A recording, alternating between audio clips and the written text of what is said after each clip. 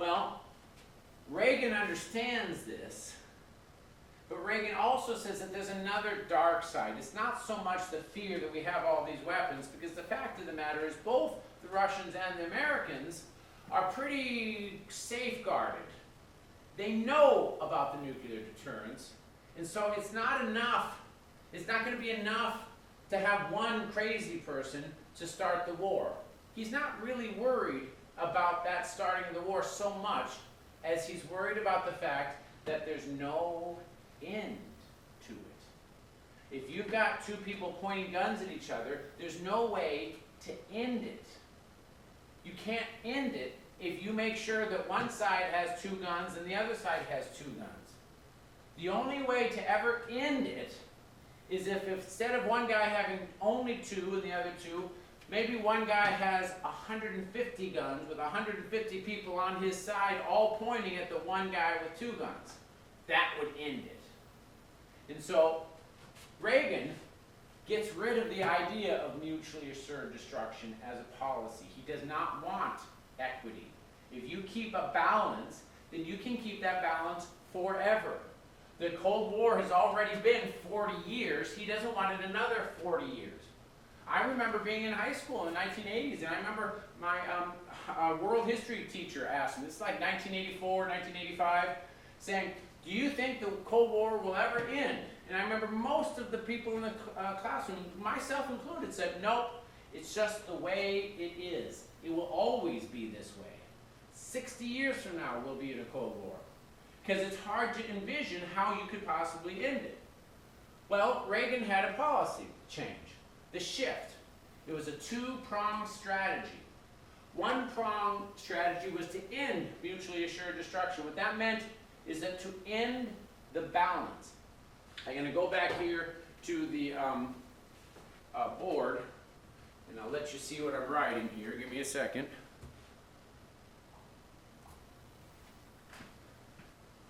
The fact of the matter is that the U.S. and our allies versus the Soviets and their satellites were not equal. The U.S. has a free market, and the Soviets have a communist market. And what that means, it's called a command economy. They don't allow free enterprise, they don't allow supply and demand, so they actually decide what's going to be made when it needs to be made. As a result, the economy was just significantly lower, not by 10%, not by 20%, but something closer to 85% lower, less. The American economy was just staggeringly large, mainly because it's a free market. The United States doesn't tell you what to invent. You invent because there's people that are willing to buy it. And so the economy was huge. What that meant in plain language in terms of military is that the United States spent roughly 4% of its gross national product on the military. 4%. I know we get this idea that we spend gobs and gobs of money, but even today, that number isn't that much different. We spend today more on Social Security, on certain social welfare programs, on education, than we spend on the military. But 4% of a huge economy is a huge number. And in fact, that number equals to about 50% of the Soviet GNP.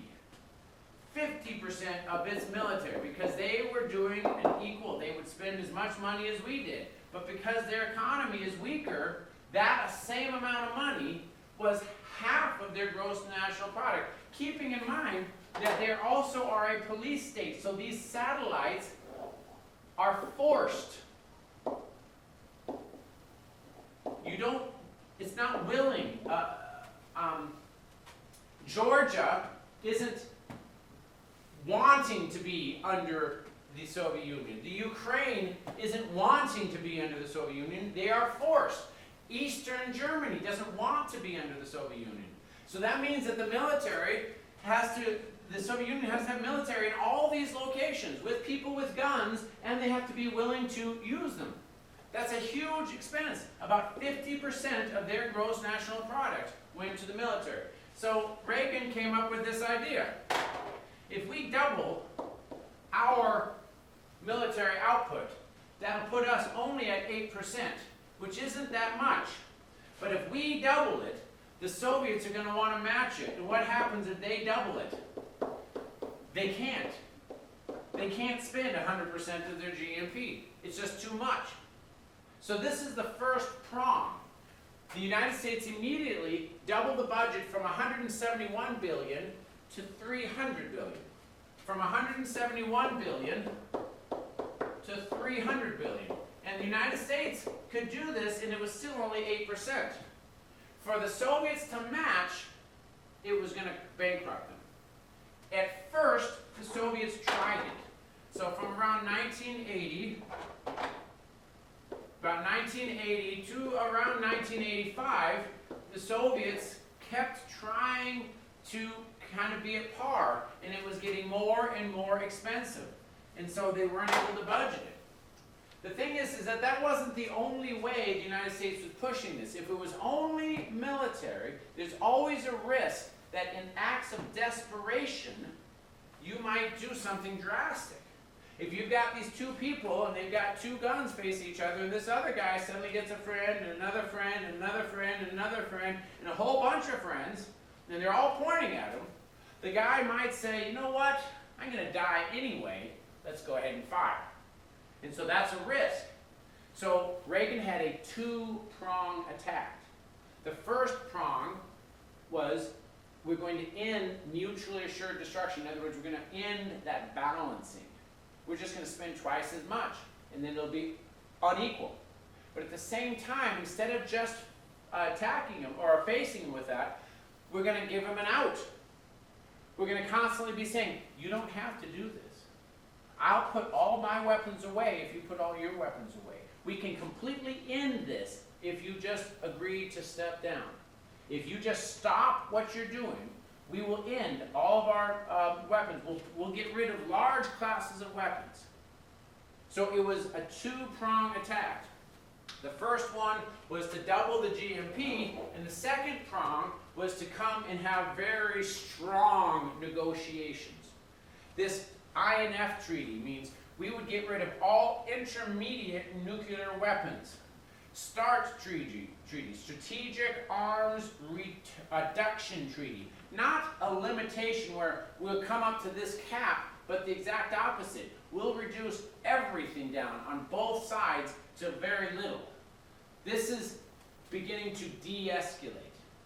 And Reagan knew that the Soviets could not support this. So after a while, they would have to come to the negotiating table. And in fact, they did. And Gorbachev is the guy who ends up being the Soviet leader sent to go out and be the one who's going to start negotiating. And it was called glasnost.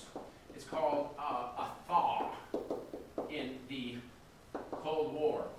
And he came to the strategic, bargaining table, and as a result of this, we came up with a bunch of treaties that significantly reduced the number of weapons that we were creating.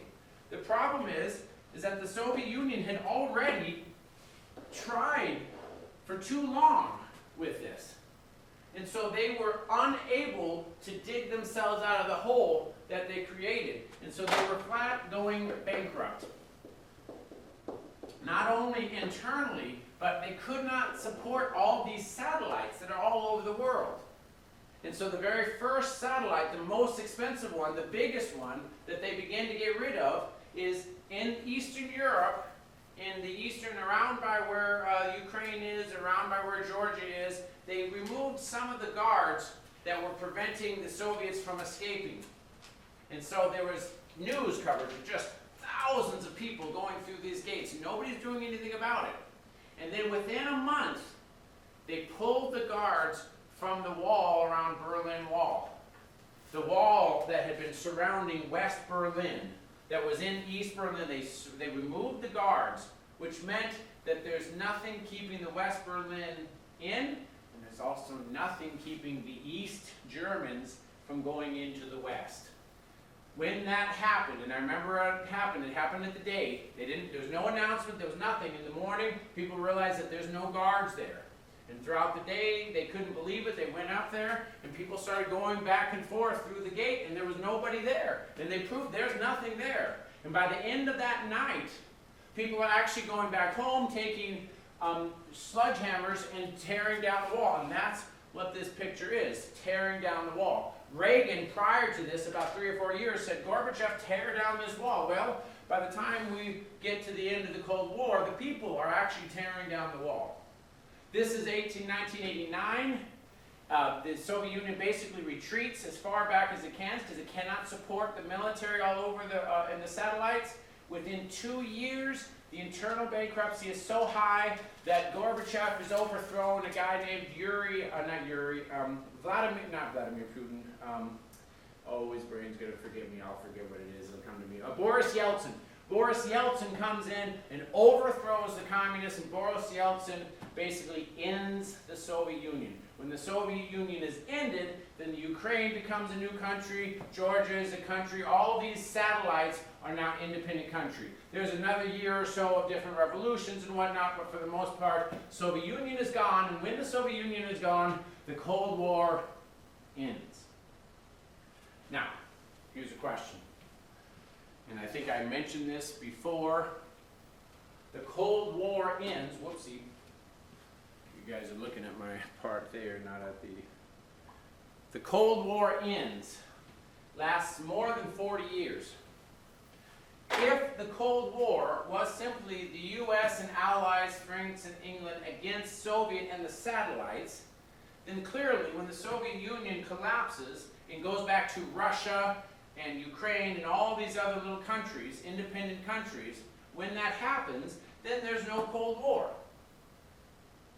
Except, the Cold War is not only between the U.S., England, France, and the Soviet Union. The Cold War was also always between rule of law versus the rule of might. When the Soviet Union collapsed, Boris Yeltsin tried to create kind of a democratic government, but the Soviet Union had never actually had a democracy. It had a huge black market, it had a big kind of a mafia, criminal underground. It was very difficult for it to restore order. But it was in that direction.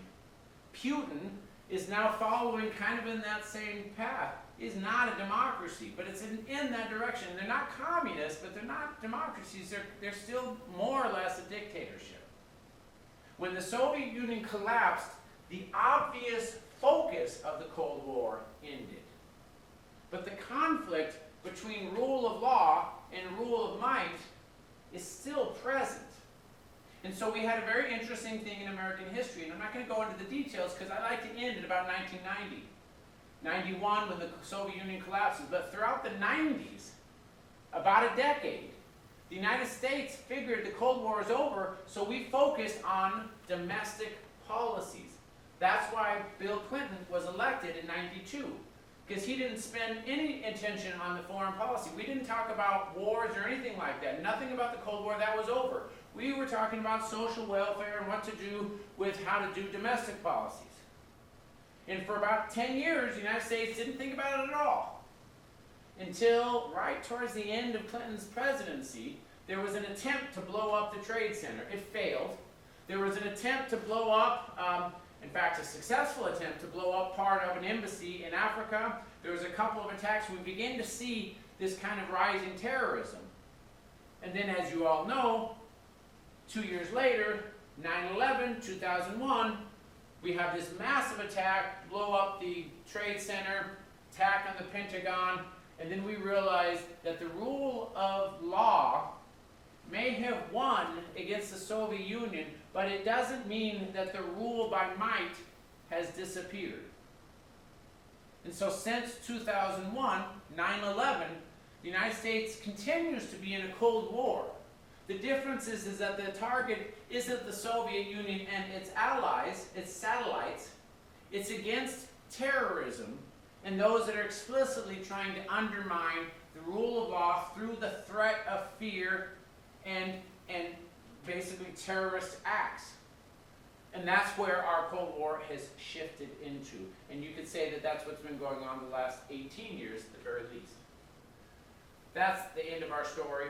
I don't like to go into details the last 20 years because the last 20 years would be my memory. Your memory is just as good. You can look up newspapers for that. We don't have access to presidential papers. We don't have access to a lot of the things that we need to really understand this. And so I'm not going to give you just my opinion on these things. I like to stop the war history right at the point where historians can honestly stop. So into the Cold War in 1991. But you have a little bit of an overview where the 90s is focused primarily on domestic issues. After 9/11, we focused primarily on foreign policy issues. I would argue that probably Obama, what makes Obama will be remembered, is that he was an attempt to go back to domestic policies and kind of forego the foreign policy side. And so we'll see how this ends up. We don't know what the end of the war on terror is because we're in the middle of it. Give us 60 years, we'll be able to look back at this, we'll have a much better insight. But right now, in the middle of the process of it, it's kind of up in the air.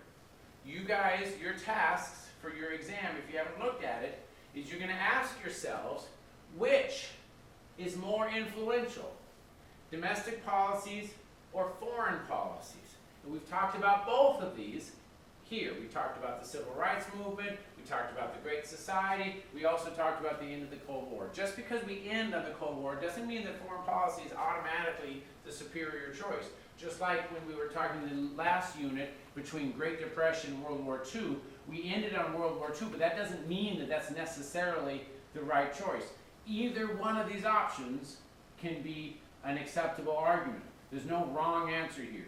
You're going to have to make an argument using your evidence to find out what is the best answer that you can defend with your logic and with your evidence. And it could be either one. There's no problem on it. So we'll talk about this on Wednesday. That's our last class. I'll give you a study guide. This is our last lecture. So this is what you're going to do.